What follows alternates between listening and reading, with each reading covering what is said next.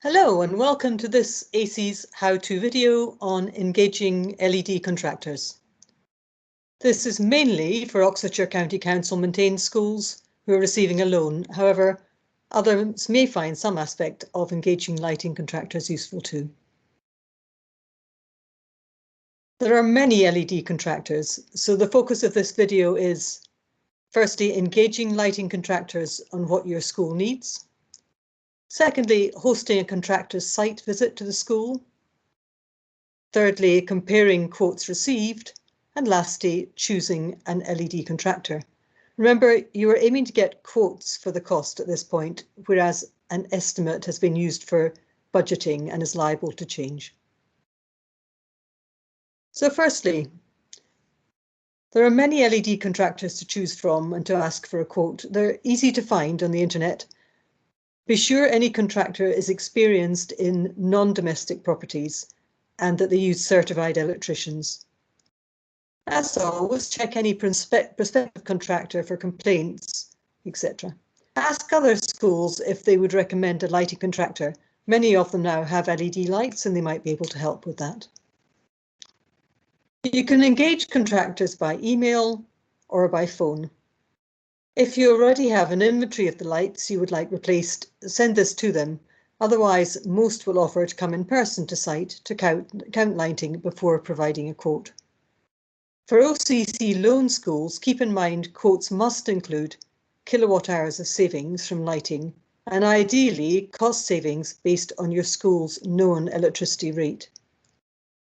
Also ensure that they use the hours of use of your actual school rather than theoretical hours. Lighting in schools must reach a particular level in classrooms and other areas. This is known as the lux level.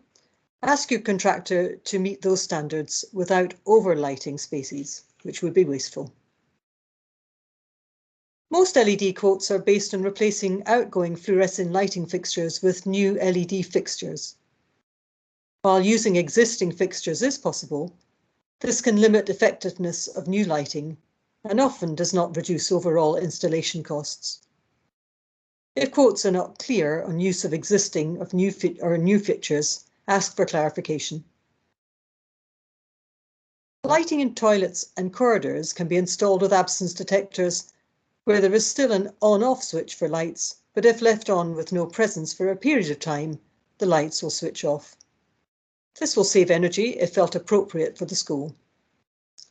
Also, discuss light level sensors, which reduce lighting in naturally bright areas, for example, near south-facing windows. For some of your larger rooms, it could be that one line of lights might turn off with external sunshine pouring in while others remain on. Many schools have replaced emergency lighting. If not, ensure this is considered by contractors. If other minor electrical works are needed in the school, provide details and ask if this can be included in the quote. For example, adding timers to switch off small electrical hot water heaters.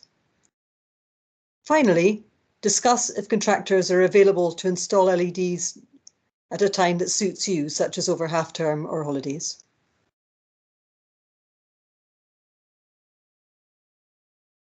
Even if some quotes have come via email, you will want potential contractors to come to site.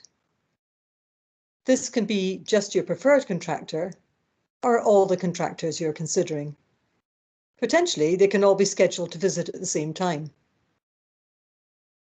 As in previous slides, clarify topics that need more detail, such as new fixtures, lighting controls, etc. Ask about how outgoing lights will be disposed of, meeting legal obligations, as fluorescents and other lights are hazardous waste. Finally, remind the client they need to provide kilowatt hours and cost savings in the quote.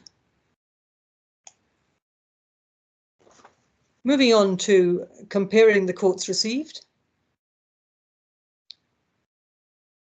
Once you've got the quotes in front of you, note the number of fixtures each contractor is installing and divide that by the total cost for this number.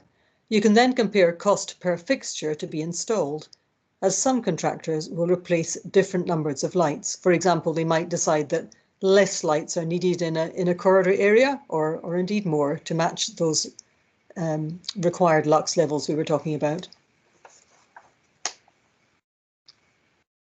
Check quotes include what you've discussed, which includes the cost for disposal of outgoing lights and savings, and additionally the hours of use that they think your school will be used.